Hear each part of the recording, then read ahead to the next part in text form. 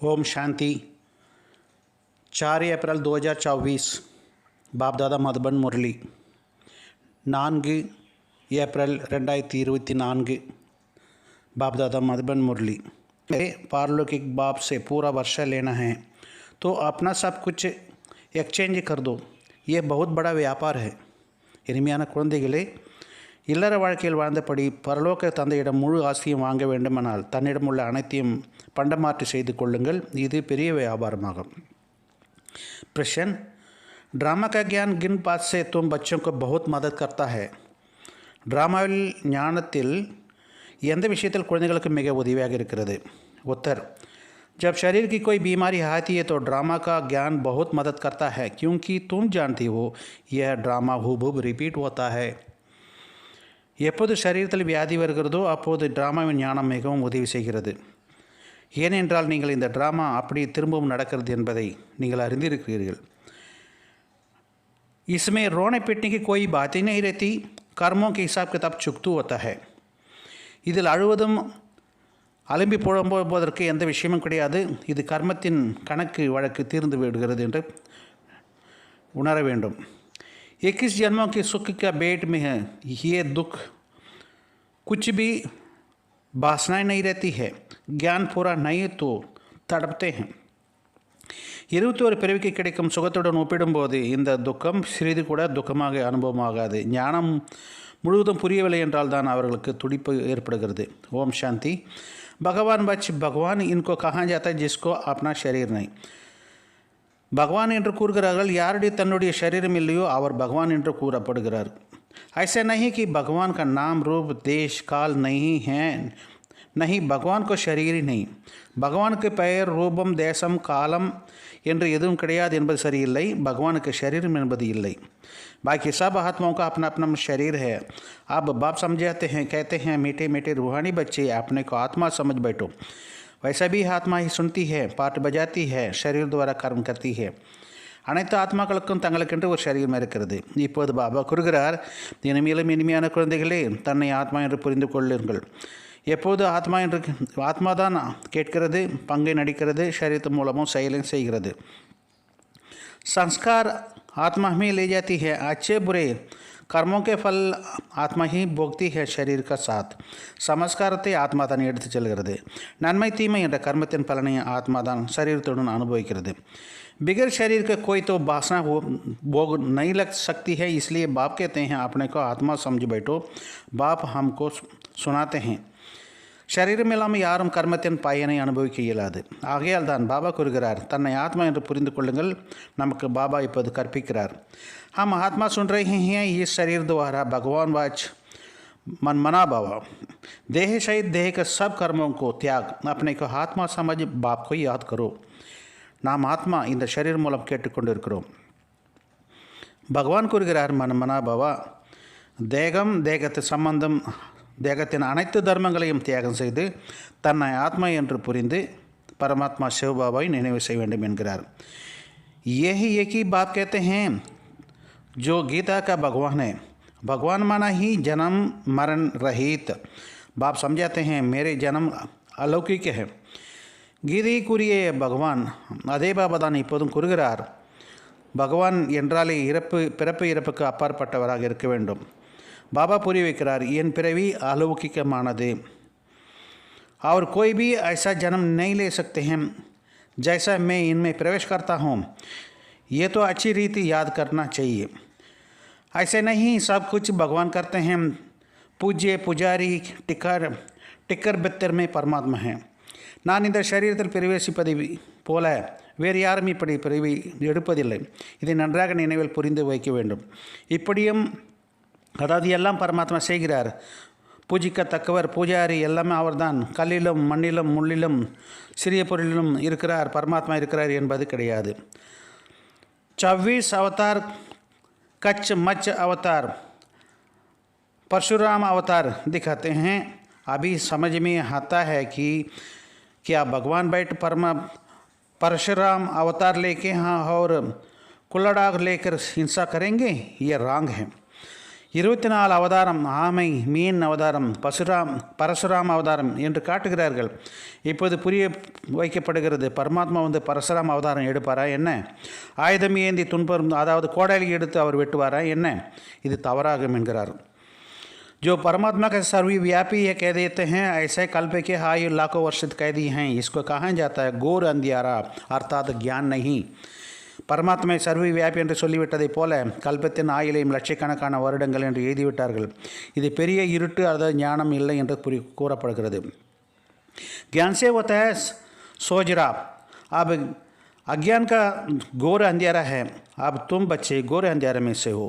ஞானத்தின் மூலம் வெளிச்சம் ஏற்படுகிறது. இப்போது அஞ்ஞானம் என்ற இருள் சூழ்ந்திருக்கிறது. இப்போது குழந்தைகள், நீங்கள் பெரிய வெளிச்சத்தில் இருக்கிறீர்கள். तुम सबको अच्छी रीति समझाना है. जो नहीं जानते हैं उनका पूजा आदि करते रहते हैं. तुम सबको ज्ञान देते हो, जान गए हो, इसलिए तुमको पूजा करने की दरकार ही नहीं. உங்களுக்கு எல்லாம் நன்றாக தெரிந்திருக்கிறது. யாருக்கு தெரியவில்லையோ அவர் பூஜை முதலியானவற்றை செய்து கொண்டிருக்கிறார்கள். நீங்கள் அனைத்தையும் அறிந்து கொண்டீர்கள். ஆகையால் உங்களுக்கு பூஜை செய்ய வேண்டிய அவசியம் உங்களுக்கு கிடையாது. तुम हाबी पुजारीपन से मुक्त होते हो. पूज्य देवी देवता बनने के लिए तुम पुरुषार्थ कर रहे हो. तुम ही पूज्य देवी देवता थे, फिर அவர் பூஜாரி மனுஷ பன் படே हो. இப்போது நீங்கள் பூஜாரி நிலையில் இருந்து விடுதலை பெற்று விட்டுவீர்கள். பூஜிக்கத்தக்க தேவி தேவதை ஆவதற்கு நீங்கள் முயற்சி செய்து கொண்டிருக்கிறீர்கள். நீங்கள் பூஜிக்கத்தக்க தேவதைகளாக இருந்தீர்கள், பிறகு பூஜாரியான மனிதனாக ஆகிவிட்டீர்கள். मनुष्य में असुरी गुण का गुण इसलिए गायन है, मनुष्यों को देवता बनाया. मनुष्यों को देवता के लिए मरण करण ना लागी ही बार, एक सेकंड में देवता बन जाते हैं. மனிதர்களிடம் இருப்பது அசுர குணமாகும். अभी तुम फट से आकर पारलौकिक बाप बन गए हो. बाप फिर कहते हैं गृहस्थ व्यवहार में रहते हुए भी आप पारलौकिक बाप से वर्षा ले लो. இப்போது நீங்கள் வந்து சட்டென்று பார்லோக்கிக் தந்தைக்கு சொந்தமாகி விட்டீர்கள். பாபா மீண்டும் கூறுகிறார், இல்லற வாழ்க்கையில் இருந்து கொண்டு பார்லோக்கிக் தந்தையின் ஆஸ்தியை பெற்றுக்கொள்ளுங்கள். लौकिक वर्षा तो तुम लेते हो, अब अलौकिक वर्षा को पारलौकिक वर्षा से के साथ एक्सचेंज करो. உலகத்தின் ஆசையை நீங்கள் வாங்கி கொண்டு வந்தீர்கள். இப்போது லௌகிக ஆசையை கூட தெய்வீக உலகத்தினுடைய ஆசையும் பண்டமாற்று செய்து கொள்ளுங்கள். कितना अच्छा व्यापार है. लौकिक वर्षा क्या होगा? ये है वेद का वर्षा, सो भी गरीब झट से लेते हैं. எவ்வளோ நல்ல வியாபாரமாக இருக்கிறது. இந்த இலையில் அது ஆஸ்தி, அதையும் ஏழைகள் சட்டென்று எடுத்துக்கொள்கிறார்கள். गरीबों को अडाप्ट करते हैं. बाप भी गरीब निवास है, गायन भी है गरीब निवासुம். ஏழைகள் பாபா தத்தெடுக்கிறார், பாபாவும் ஏழை பங்காளனாக இருக்கிறார். புகழும் இப்படி இருக்கிறது, நான் ஏழை பங்காளனாக இருக்கிறேன் என்று. भारत सबसे गरीब है, मैं आता ही हूँ भारत में ही हूँ, उनको आकर साहूकार बनाता हूँ. भारत का ही महिमा बहुत है. பாரத தேசம் அனைத்து தேசங்களின் ஏழை தேசமாகும். நான் வருவதும் பாரத தேசத்தில் தான். நான் வந்து பாரதத்தை செல்வந்தன் ஆக்குகிறேன். பாரதத்தின் புகழ் ஏராளமாக இருக்கிறது. यह सबसे बड़ी तीर्थ है, परंतु कल्प की हाई लंबी करने के वैसे बिल्कुल भूल जाते हैं. समझते हैं भारत बहुत साहूकारता है, ये गरीब बन गया. பாரதத்தின் புகழ் ஏராளமாக இருக்கிறது. இது எல்லாவற்றையும் பெரிய தீர்த்த ஸ்தானமாக இருக்கிறது பாரதம். ஆனாலும் கல்பத்தின் ஆயுளை அதிகமாக்கியதால் முற்றிலும் மறந்து விட்டார்கள். समझते हैं भारत बहुत साहूकार था, आप गरीब बन गए हैं. आगे आवाज अनाज आदि सब कुछ यहाँ विलायत में जाते थे. பாரதம் பெரிய செல்வந்த நாடாக இருந்தது, இப்போது ஏழையாக விட்டது என்பதை நீங்கள் புரிந்துள்ளீர்கள். முன்பெல்லாம் தானியம் முதலானவை இங்கிருந்து தான் வெளியூருக்கு செல்லும். अभी समझते हैं भारत बहुत गरीब है, इसलिए मदद देते हैं. ऐसा होता है जब कोई भी बड़ी आसामी फेल हो जाता तो आपस में फैसला कर उनको मदद करते हैं. பாரதம் மிகவும் ஏழ்மையானது என்று இப்போது நாம் புரிந்து கொள்கிறோம், ஆனாலும் உதவி செய்கிறார்கள். இப்படியும் நடக்கிறது. அதாவது யாரேனும் பெரிய மனிதர்கள் நஷ்டமடைந்தால் அவர்களுக்கு தங்களுக்குள் முடிவு செய்து அவர்களுக்கு உதவி செய்கிறார்கள். यह भारत सबसे प्राचीन है. भारत का हेवन था, पहले आदि सनातना देवी देवता धर्म था. இந்த பாரதம் எல்லாவற்றை விட பழமையானதாகும். பாரதம் சொர்க்கமாக இருந்தது. முதலில் இது ஆதி சனாதனா தேவி தேவதா தர்மம் இருந்தது. सिर्फ टाइम लंबा कर दिया है, इसलिए मूझते हैं. காலத்தை மட்டும் நீடித்து விட்டார்கள், அதனால் குழம்பம் அடைந்து விடுகிறார்கள். भारत को मदद भी कितने देते हैं, भारत को एवढो उदवी செய்கிறார்கள். बाप को भी भारत में ही आना है. तुम बच्चे जानते हो, हम बाप से वर्षे लेते हैं. பாபாவும் பாரதத்தில் தான் வர வேண்டியிருக்கிறது. நாம் பாபாவிடம் ஆசி வாங்கி கொண்டிருக்கிறோம். लौकिक बाप का वर्षा एक्सचेंज कर देते हैं पारलौकिक से. ऐसा ही ब्रह्मा की है உலகத்தில் தந்தையின் ஆசையை பரலோக தந்தைக்கு ஆசை பண்டமாற்று செய்கிறார்கள். ब्रह्मा बाबा ने அப்படிதான் செய்தார். देखो पार्ले के बाप से तो ताज तख्त मिलता है, कहाँ का बादशाही, कहाँ ये पढ़ाई, ये भी जानते हैं ஃபாலோ ஃபாதர். பரலோக தந்தையிடமிருந்து மகுடமும் சிங்காசனமும் கிடைத்து விடுகிறது. எங்கே கழுதைக்கு சமமான ஆஸ்தி, ஆகவே தந்தையை பின்பற்றுங்கள் என்று சொல்கிறார் பாபா. भूखे मरने की बात ही नहीं. बाप कहते हैं ट्रस्टी होकर संभालो. बाप आकर सहज रास्ता बताते हैं. பசினால் இறந்து நேரிடும் என்று விஷயம் கிடையாது. பாபா கூறுகிறார், உன்னிடம் உள்ளதை ட்ரஸ்டியாகி நிமித்தமாகி பரிபாலனை செய்து வாருங்கள். பாபா வந்து உங்களுக்கு வழி காட்டுகிறார். बच्चे ने बहुत तकलीफ देखी है कि तब बाप को बुलाते हैं, ये परमपिता परमात्मा रहम करो. सुख में कोई भी बाप को याद नहीं करते हैं, दुख में सिमरन सब करते हैं. நிறைய கஷ்டம் வரும்போது பாபாவை பரம்பிதா பரமாத்மாவை இறக்க காட்டுங்கள். சுகத்தில் யாரும் பாபாவை நினைவு செய்வதில்லை, துக்கத்தில் எல்லோரும் நினைவு செய்கிறார்கள். बाप बतलाते हैं कि मैंने सिमरन करो. तुमको सिमरन करना ही आता ही नहीं. எப்படி நினைக்க வேண்டும் என்று பாபா கூறுகிறார். உங்களுக்கு எப்படி நினைப்பது என்றது கூட தெரியவில்லை. मैं यूँ आकर तुमको बतलाता हूँ. बच्चे अपने का आत्मा समझ और पार्ले के बाप को याद करो तो तुम्हारा पाप कट जाएगा. நானே வந்து கூறுகிறேன், குழந்தாய் உன்னை ஆத்மா என்று புரிந்து பரமாத்மா தந்தையை நினைவு செய்தால் உங்களுடைய பாவம் நீங்கிவிடும். सिमर सिमर कर सुख पाओ, कलश மிட்டே தன்மை. என்னை நினைவு செய்து செய்து நீங்கள் வெற்றி சுகமடை பெறுவீர்கள். உடலில் வரும் வருத்தம் வலி கூட எல்லாம் நீங்கிவிடும். जो भी शरीर का दुख है सब मिट जाएगा. तुम्हारे आत्मा और शरीर दोनों पवित्र बन जाएंगे. शरीरத்தில் எந்த விதமான துக்கம் இருந்தால் நீங்கி போய்விடும். உங்களுடைய ஆத்மாவும் சரீரமும் பவித்திரமாகிவிடும். तुम ऐसे कंचन थे, फिर पुनर्जन्म लेते लेते ஆத்மா पर जंग शंक पड़ी है, फिर शरीर भी पुराना मिलती है. நீங்கள் அப்படி தூய்மையாக இருந்தீர்கள். பிறகு மறுபிறவி எடுத்து எடுத்து ஆத்மாவில் அழுக்கு ஏறிவிட்டது. பிறகு शरीरமும் பழையதாகிவிட்டது. जैसा सोने की अलाई डाला जाता है, पवित्र होने का जवार भी पवित्र होती है. தங்கத்தில் செம்பை சேர்ப்பதை போல தூய்மையான தங்கத்தில் ஆபரணங்களும் தூய்மையாக இருக்கும். उसमें चमक होती है, अलाई वाले का चमक कम हो जाती है. அதாவது கலப்படம் இல்லாத தங்கம் பிரகாசமாக இருக்கிறது. செம்பு சேரும்போது ஆபரணமும் கருப்பாகி விடுகிறது. பாப் कहते हैं तुम्हारे में भी खाद पड़ी है, इसमें सब निकालना है. பாபா கூறுகிறார், உங்கள் மீதும் அழுக்கு சேர்ந்திருக்கிறது, அதை இப்போது நீக்க வேண்டும். बाप से योग लगाना है, पढ़ाने वाले का साथ योग लगाना होता है. பாபாவுடன் யோகம் செய்யுங்கள். படிப்பை கற்றுக்கொண்டவருடன் யோகம் செய்ய வேண்டும். ये तो बाप टीचर गुरु सब है, उनको याद करो तो तुम्हारा विकार विनाश होंगे और तुमको पढ़ाते भी हो. இவர் தந்தையாக இருக்கிறார், டீச்சராக இருக்கிறார், சத்குருவாக இருக்கிறார். அவரை நினைவு செய்தால் உங்களுடைய பாவம் அழியும். அவர் உங்களுக்கு போதனையும் செய்கிறார். पतित पावन सर्वशक्तिवान तुम मुझको कहते हो. कल्प कल्प बाप ऐसे ही समझाते हैं. தூய்மை செய்பவர் சர்வசக்திவான் என்னை அழைக்கிறார்கள். कल्प कल्प बाबा அப்படி புரிய வைக்கிறார். मीठे मीठे सिखलते बच्चे 5 वर्ष के बाद आकर तुम मिले हो, इसलिए तुमको सिखलते कहते हैं. இனிமேலும் இனிமேல செல்லமான குழந்தைகளை 5-6 வருடங்களுக்கு பிறகு வந்து என்னை சந்தித்திருக்கிறீர்கள். ஆகையால் நீங்கள் செல்லமானவர்கள் என்று அழைக்கப்படுகிறீர்கள். अब इस बेहद का अहंकार छोड़ आत्मा अभिमानी बनो. இப்போது இந்த தேக அகங்காரத்தை நீக்கி ஆத்மா அபிமானியாக ஆகுங்கள். आत्मा में भी ज्ञान दिया है जो बाप बगैर कोई भी ना दे सके. कोई मनुष्य नहीं इसको आत्मा का ज्ञान हो. ஆத்மா பற்றிய ஞானம் தந்திருக்கிறது அந்த பாபாவை தவிர வேறு யாரும் தர முடியாது. ஆத்மா பற்றிய ஞானம் அறிந்த மனிதர்கள் யாரும் இங்கு கிடையாது. சன்னியாசி, உதாசி, குரு, गोसाई कोई भी नहीं जानते. अब वह ताकत नहीं रहती है, सबका ताकत कम हो गई है. ஆத்மா பற்றிய ஞானம் யாரிடமும் கிடையாது. சன்னியாசி, தனிமையில் இருப்பவர், குரு, மனிதர் யாருக்கும் அறியவில்லை. இப்போது அந்த சக்தி எவரிடமும் கிடையாது. அனைவருடைய சக்தியும் குறைந்து விட்டது. सारा जड़ जड़ी पूत अवस्था का पा गए हैं. अब फिर नई स्थापना होती है. மரம் முழுவதும் இற்று போய்விட்டது, விழும் நிலையில் அடைந்து விட்டது. இனி திரும்பவும் புதியது ஆக வேண்டும். बाप आकर वैरायटी झाड़ का राज समझाते हैं. कहते हैं पहले तुम राम राज्य में थे, फिर तुम वाम मार्ग में आते हो तो रावण राज्य में शुरू होता है, फिर और धर्म आते रहते हैं. பாபா வந்து பலவிதமான மரங்களின் ரகசியத்தை புரிய வைக்கிறார். நீங்கள் முதலில் ராமராஜ்யத்தில் வந்தீர்கள், வாம மார்க்கத்தில் சென்றதனால் ராவண ராஜ்யம் ஆரம்பமாகிறது. பிறகு பல தர்மங்கள், பல மதங்கள் வருகின்றன. आगे तुम नहीं जानते थे, कोई भी है जाकर पूछो। तुम रचयिता और रचना का आदि मध्य अंत का जानते हो. முதலில் நீங்கள் அறிந்திருக்கவில்லை. யாரை வேண்டுமானாலும் நீங்கள் படைப்பவர் படைப்பின் முதல் இடை கடையை பற்றி அறிந்திருக்கலாம் என்று கேளுங்கள். तो कोई भी नहीं बताएंगे. बाप को भक्तों को कहते हैं तुम आप जज करो. பாபா சொல்கிறார், எவரும் கூற மாட்டார்கள். பாபா பக்தர்கள் கூறுகிறார், இப்போது நீங்கள் தீர்மானிங்கள். बोर्ड पर भी लिखते हैं, एक्टर होकर ड्रामा का डायरेक्टर, क्रिएटर, प्रिंसिपल एक्टर को नहीं जानते तो ऐसा एक्टर को क्या कहेंगे.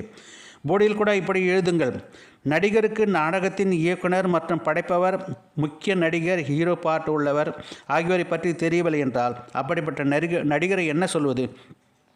हम महात्मा यहाँ भिन्न भिन्न शरीर लेकर पाठ बजाते हैं आते हैं तो जरूर ये नाटक है. गीता का माता पिता शिव है, बाकी सब रचना.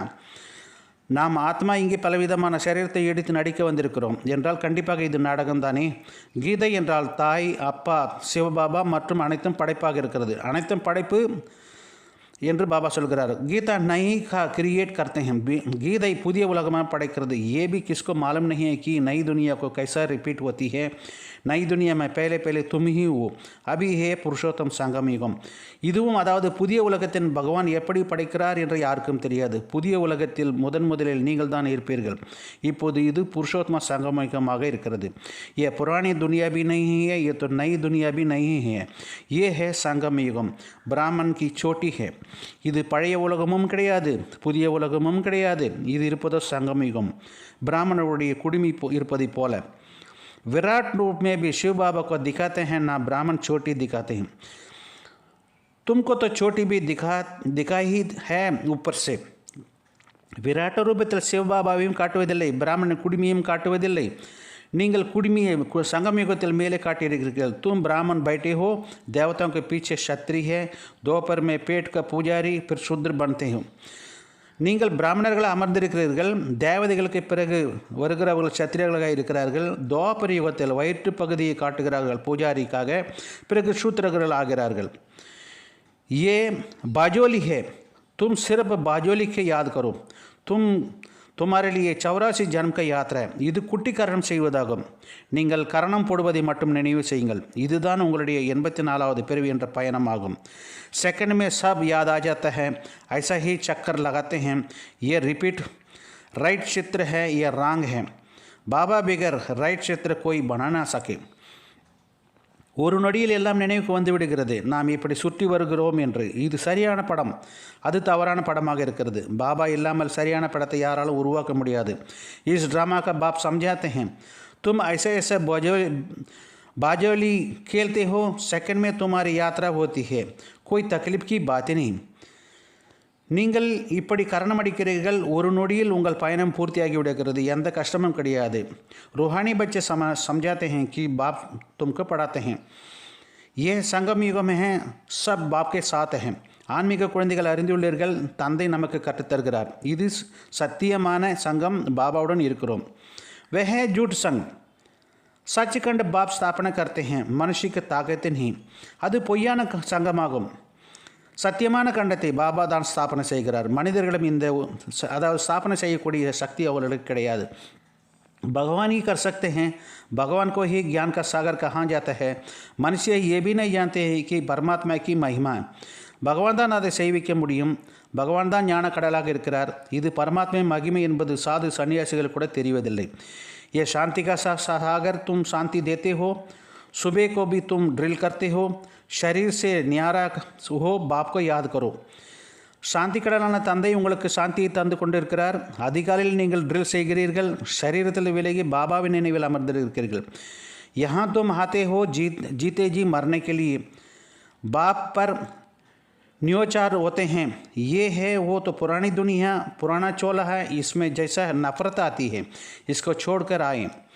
நீங்கள் வந்திருப்பதே உயிருடன் வாழ்ந்து இருப்பதற்காக இங்கு, அதாவது பாபாவிடம் பலியாகிறீர்கள் இங்கு. இது பழைய உலகமாகும். பழைய அங்கி பழைய உடலை இந்த விட்டு போக வேண்டும் என்ற விருப்பு உங்களுக்கு வர வேண்டும். कुछ भी याद ना आए, सब कुछ भूलते जाना. तुम कहते हो कि भगवान से सब कुछ मिला है तो अब उनको दे दो. வேறு எந்த நினைவும் உங்களுக்கு வரக்கூடாது. எல்லாமே மறந்து இருக்க வேண்டும். நீங்களே எல்லாம் பகவான் தந்திருக்கிறார், அப்படி என்றால் இப்போது அவருக்கு கொடுத்து விடுங்கள். भगवान फिर तुमको कहते हैं तुम ट्रस्टी बनो. भगवान ट्रस्टी नहीं बनेंगे, ट्रस्टी तुम बनते हो. भगवान பிறகு உங்களுக்கு கூறுகிறார், நீங்கள் நிமித்தமாக ஆகியிருக்கிறீர்கள். பகவான் ட்ரஸ்டி ஆக மாட்டார், நீங்கள் தான் ட்ரஸ்டி ஆக வேண்டும். फिर पाप को तो कहेंगे, पाप करेंगे ही नहीं. आगे पाप आत्माओं को पाप आत्माओं से लेन देन होती है. अब संगम पर तुम्हारा पाप आत्माओं के साथ लेन देन नहीं. முதலில் பாவாத்மாக்களுக்கு பாவ ஆத்மாக்களுடன் தான் கொடுக்கல் வாங்கல் நடந்து வந்திருக்கிறது. இப்போது சங்கம் யுகத்தில் உங்களுக்கு பாவ ஆத்மாக்களுடன் கொடுக்கல் வாங்கல் இருக்கக்கூடாது. पाप आत्माओं को दान दिया है तो पाप सर पर चढ़ जाएगा. பாவ ஆத்மாக்களுக்கு தானம் கொடுப்பதனால் பாவம் தலை மீது ஏறிவிடும். करते हैं ईश्वर का हाथ और देते हैं तो पाप करो. बाप कुछ लेते थोड़ी हैं. बाप कहेंगे जाकर सेंटर खोलो तो बहुतों का कल्याण होगा. செய்வது ஈஸ்வரனுக்காக, ஆனால் கொடுப்பது பாவாத்மாக்களுக்கு. பாபா கொஞ்சமாவது எடுப்பாரா என்ன? பாபா கூறுகிறார், நீங்கள் சென்டர் திறந்தால் நிறைய பேருக்கு நன்மை ஏற்படும். बाप समझाते हैं जो कुछ होता है वो ड्रामा रिपीट होती है रहती है. फिर इसमें रोने पीटने की कोई दुख की बात ही नहीं रहती. எது நடக்கிறதோ அது ட்ராமா படி அப்படியே மீண்டும் நடந்து கொண்டிருக்கிறது. அதனால் இதில் அழுவதற்கோ அடித்துக்கொள்வதற்கோ துக்கமடைவதற்கோ எந்த விஷயமுமே கிடையாது. कर्मों का हिसाब किताब चुकता होना तो अच्छी है. वैदा लोग कहते हैं बीमारी सारी उदास सुराएगी. செயல்களின் கணக்கு வணக்கு தீர்கிறது. வைத்தியர்கள் கூறுகிறார்கள் வியாதி முழுவதும் மேலும் கீழும் போய் கொண்டிருக்கிறது. பாபி कहते हैं रहा हुआ हिसाब किताब चुकता करना है या तो योग से या सजाओं से चुकता करना पड़ता है. பாபாவும் கூறுகிறார், மீதி இருக்கும் கணக்கு வணக்கை தீர்த்து விட வேண்டும். யோகா மூலமாகவோ அல்லது தண்டனைகள் மூலமாகவோ ஒருவர் தனது வாழ்க்கையை சந்திக்க வேண்டியதாக இருக்கிறது. सजाओं तो बहुत कड़ी है, उनसे बीमारी आदि का चुकता होते हैं तो बहुत अच्छा है. தண்டனை மிக கடுமையாக இருக்கும். அதைவிட தண்டனை விட வியாதி மூலமாக தீர்ப்பது ஒப்பிட்டு பார்த்தால் பெரிதாக தோன்றாது. यह है दुख 21 जन्मों का सुख की भेंट में बासा नहीं है, क्योंकि सुख बहुत है.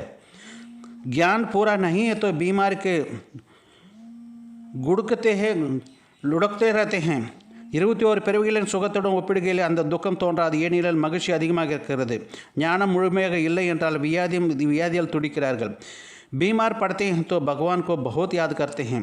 ये तो अच्छा है, एक तो याद करना चाहिए. வியாதியில் விழுந்தால் பகவானை அதிகமாக நினைக்கிறார்கள்.